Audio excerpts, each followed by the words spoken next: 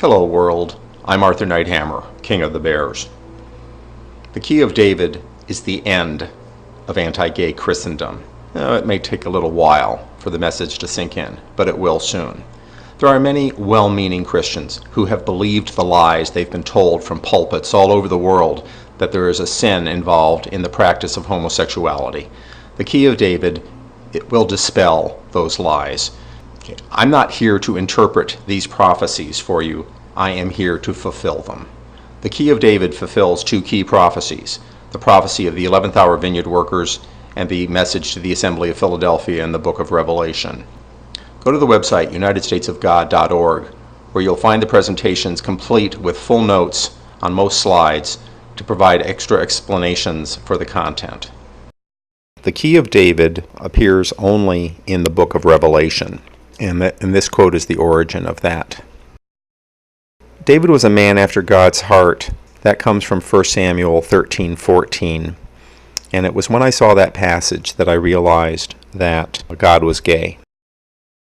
David's homosexual activity is indeed documented in the Bible, but in a manner that is consistent with refined literature, and I think it's important to understand that. King Saul got in on looks, but he couldn't lead the parade. God says he will raise up a man after his own heart, and he tells the prophet Samuel to head up to Jesse's house, and one of his sons will be the chosen future king. Eliab is an important player. It is mentioned that he was tall and handsome, and Samuel was quite sure he was the one, but he wasn't. He was not a man after God's heart.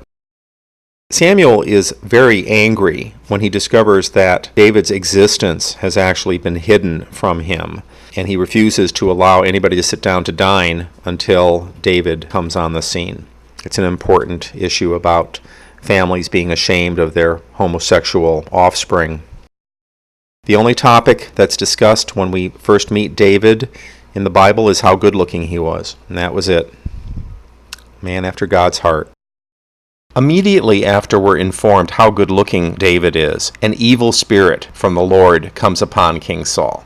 Now, this evil spirit is no mystery to his servants. They know exactly what he needs. A skillful player on the harp.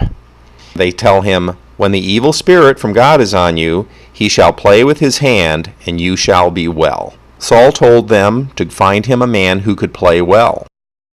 Saul's problem wasn't a matter of musical appreciation. His problem was guilt-riddled lust for male sexual companionship. Playing on the harp is a euphemism for masturbation.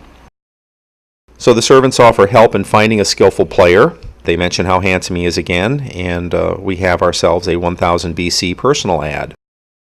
David came to the palace, and King Saul fell in love with him. David took the harp, quote unquote, and played with his hand, and Saul was refreshed and was well, and the evil spirit departed from him. Eliab, this very good-looking eldest brother, is furious with David for showing up. He says, I know your pride and the naughtiness of your heart, for you have come that you might see the battle. David says, what have I now done? So obviously David and Eliab have had words before about the naughtiness of his heart. The suggestion is that Eliab caught David playing with himself when he was looking upon his beautiful brother, and that this had caused the rift between the two brothers. Jonathan saw David for the first time. He fell in love with him. The soul of Jonathan was knit with the soul of David, and Jonathan loved him as his own soul. This is a love story. This is not a friendship story. The author of the book wrote 3 times that he loved him as he loved his own soul. The author was obviously trying to get a message across to us about the intimate nature of this relationship. It's not typical for people to take their clothes off when they meet somebody new. So Jonathan strips for David. He gave him his naked body in an unprecedented act. David shows exceptional competence both in bed and battle, and Saul's recent love is now playing his son's harp. Saul is enraged. It's become a high-stakes homosexual love triangle that Saul feels he's losing, and he is. In these scriptures, the allusion to the harp is dropped, and masturbation is simply referred to as playing with his hand, which brings forth Saul's evil spirit. Here's where Saul goes after Jonathan. You son of a perverse, rebellious woman. Don't I know you've chosen David to your own shame and the shame of your mother's nakedness? He's proclaiming, my son is queer, and he's given David the kingdom. So he threw a spear at him. This is the only description I know of two people having an orgasm. The term used for orgasm in this scripture is exceeded. When Jonathan died, David wrote a love song to him and said, "Your love was wonderful to me, passing the love of women."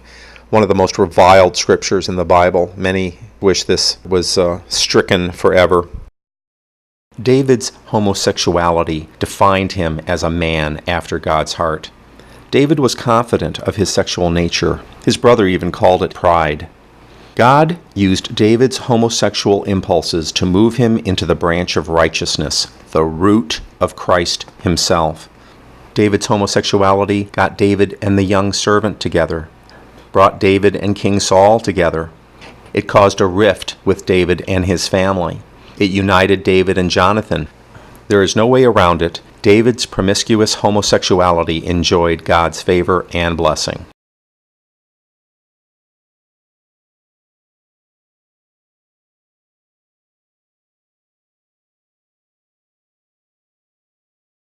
People say that Jesus never said anything about homosexuality, but in Matthew chapter 19, verses 11 to 12, he speaks about eunuchs. And eunuch was the cover-all word in that time for men who do not have relations with women. So he has this quote where he says, "For there are eunuchs who were born that way from their mother's womb." And if we use the traditional understanding of what a eunuch was, a castrated man, the statement would make no sense. There is no reason to believe that they're talking about babies who were born without testicles. The interpretation of the word eunuch here, men who do not have relations with women, does work. I believe this is a reference to homosexuality. The disciple whom Jesus loved is mentioned 5 times in the Gospel of John. He was lying upon Jesus' breast at the Last Supper. He was the disciple Jesus chose while he was on the cross to take care of his mother while he was away, so to speak. Peter saw the disciple whom Jesus loved coming up toward them, and he was giving Jesus attitude. He says, "Lord, what about this man? What about your special buddy?" And Jesus said, "If I desire that he stay until I come, what is that to you? You follow me." Peter was very jealous of this relationship that Jesus had with John, and I think that the church is jealous of the relationship that Jesus has with his homosexual bride, the 144,000. The parallel continues to this day. The brethren thought John wasn't going to die, but what happened was, years later, John is on Patmos Island, and he receives the vision of Jesus' return. So John did stay until he saw Jesus come. I think it's an elegant and amazing way that this transpired, that Jesus' lover should become he who stayed with him until he saw the second coming, even though it was in his own lifetime. And of course, John is seeing those things in his vision now.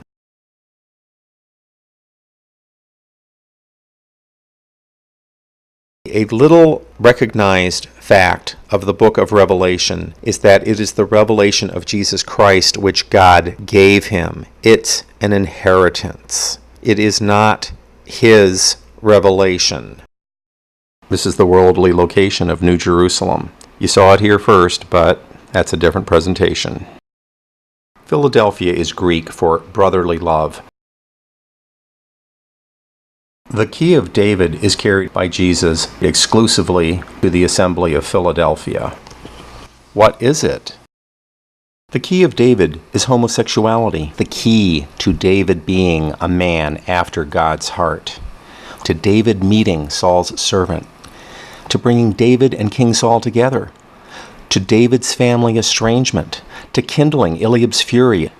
Homosexuality knit David and Jonathan's souls together.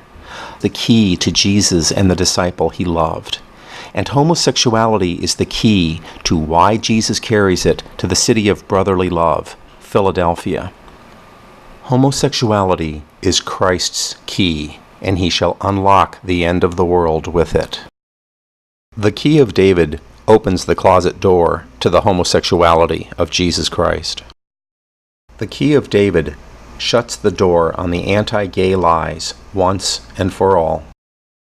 We have anti-gay pulpiteers, and Jesus will cause the anti-gay churches to worship the assembly of Philadelphia.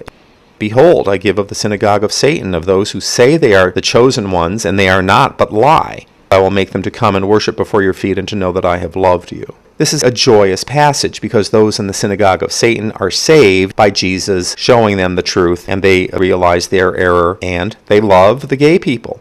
This is an amazing message.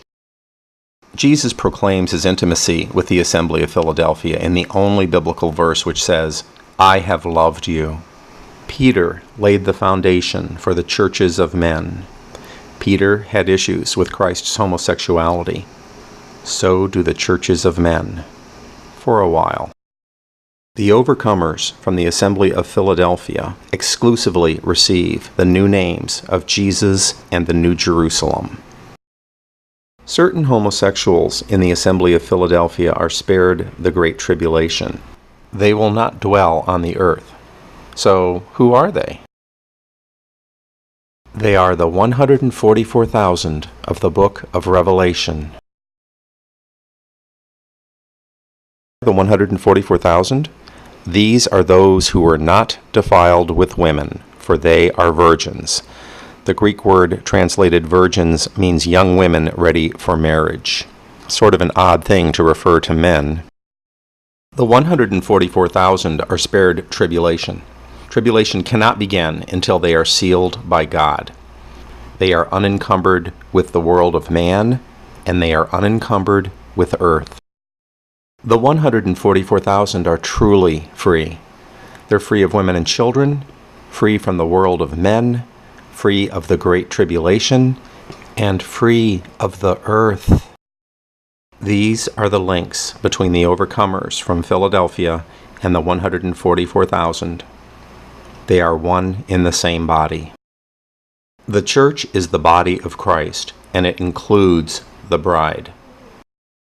So, who is the bride? Well, the 144,000 will follow the Lamb wherever he goes, as would a wife. The 144,000 are men not defiled with women, yet are incongruously equated as young women ready for marriage. And they are firstfruits to God and to the Lamb, distinguishing them from all others, befitting an intimate relationship. Revelation 14:4 is the key to the bride. 14:4 is the only chapter and verse in the book of Revelation that produces 144. The quote is remarkable. These are those who were not defiled with women, for they are virgins. These are those who follow the Lamb wherever he goes. These were redeemed by Jesus from among men, the firstfruits to God and to the Lamb. They are homosexual, they are ready to marry, they follow the Lamb, they are redeemed from men, they are firstfruits, and they are defined in verse 14:4, meet the bride. Philadelphia, the 144,000, and the bride of the Lamb are all one in the same. This shows the connections between them through biblical quotes or their meanings.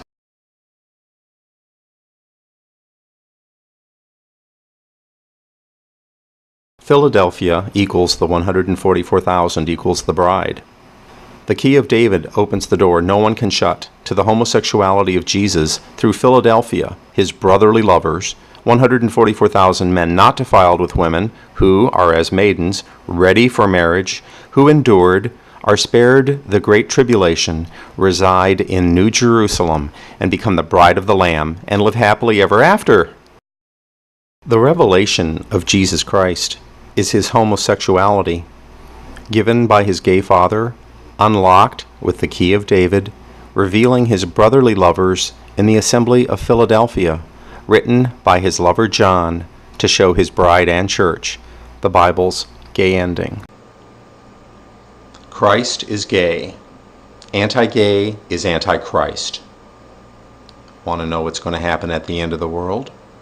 Come join me at unitedstatesofgod.org. The lead article on United States of God is We Live in a Story, an overview of my vision. The Keystone State will tell you where the unstoppable grand finale will occur. God and Adam will explain why God is a homosexual. You can email the presentations as PDF files or text.